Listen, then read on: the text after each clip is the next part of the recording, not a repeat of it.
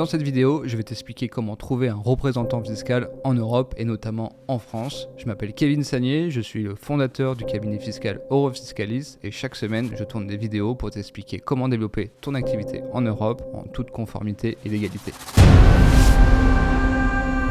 Alors déjà, il faut savoir ce que c'est un représentant fiscal.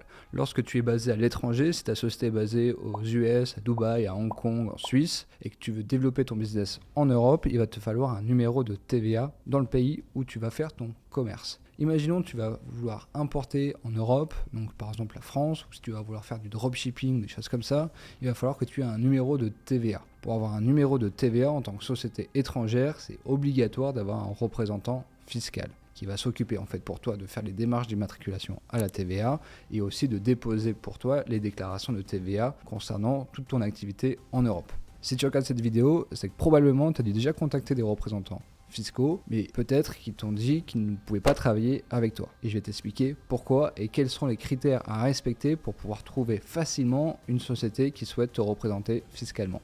Déjà, le représentant fiscal va engager sa responsabilité auprès de l'administration pour te représenter. C'est-à-dire que si tu fais la moindre erreur en termes de conformité, légalité ou quoi que ce soit, c'est pas toi qui vas te faire taper sur les doigts, ça va être le représentant. Et donc tu peux imaginer que le représentant, il va sélectionner les sociétés qu'il va représenter pour être sûr que la société est solide et qu'elle respecte bien la législation et qu'elle soit bien conforme. Je te donne un exemple, imagine tu fais des ventes en B2C, donc par exemple avec de l'e-commerce, tu vas appliquer la TVA sur tes ventes, donc tu vas collecter de la TVA sur la vente, et cette TVA, il va falloir la reverser aux États de l'Union européenne. Si tu ne reverses pas la TVA, c'est le représentant fiscal qui va devoir la reverser pour toi. Donc t'imagines la responsabilité lorsque tu fais des gros montants, notamment les dropshippers qui font des montants importants et qui collectent énormément de TVA, il faut que le représentant fiscal puisse être sûr que son dropshipper, que la société qui représente va bien reverser la TVA à l'État. Nous, chez Eurofiscalis, on va travailler uniquement avec des sociétés qui ont les critères suivants. Déjà, on ne travaille pas avec les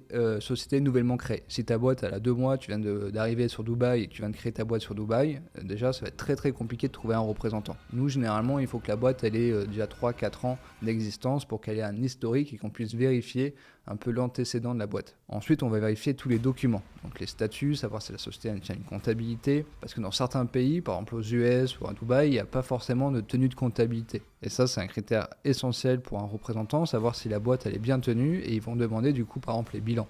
Le représentant va également regarder la réputation de la société sur Internet. Ils vont faire beaucoup de recherches, notamment nous c'est ce qu'on fait chez Eurofiscalis. On va regarder, on va marquer le nom de la boîte, on va marquer le nom des associés de la société pour vérifier leur réputation, savoir si on trouve des choses un peu bizarres ou pas, savoir si ils ont une communauté. Et donc ça va peut-être rassurer, donner une bonne image aussi de votre entreprise si on vous trouve sur Google et si il y a une bonne réputation sur votre entreprise et sur les associés. Un autre critère, c'est proposer à votre représentant de mettre en place une caution bancaire, c'est-à-dire un dépôt, une garantie, par exemple d'un certain montant, 10 000, 20 000, 30 000 euros par exemple en fonction de votre activité, pour lui garantir que vous êtes sérieux et que s'il y a une problématique au niveau de la TVA, il peut se servir de cette garantie bancaire pour pouvoir se sécuriser. Autre élément, par exemple, la taille de l'entreprise. Le chiffre d'affaires que vous allez faire, le nombre d'employés, si vous avez des bureaux, si vous faites des salons, si vous êtes connu. Voilà, ça aussi, ça va être un critère important pour rassurer le représentant et se dire que la boîte, elle n'est pas simplement dans le désert et qu'il n'y a personne, que ce soit juste une boîte aux lettres. La pire des choses pour un représentant fiscal, c'est de représenter une société où c'est juste une boîte aux lettres, où il y a par exemple 1 ou 2 personnes à l'intérieur et ils veulent simplement avoir un numéro de TVA pour pouvoir développer leur business en Europe, collecter de la TVA et se barrer avec la TVA sans la reverser. Donc il faut, plus la société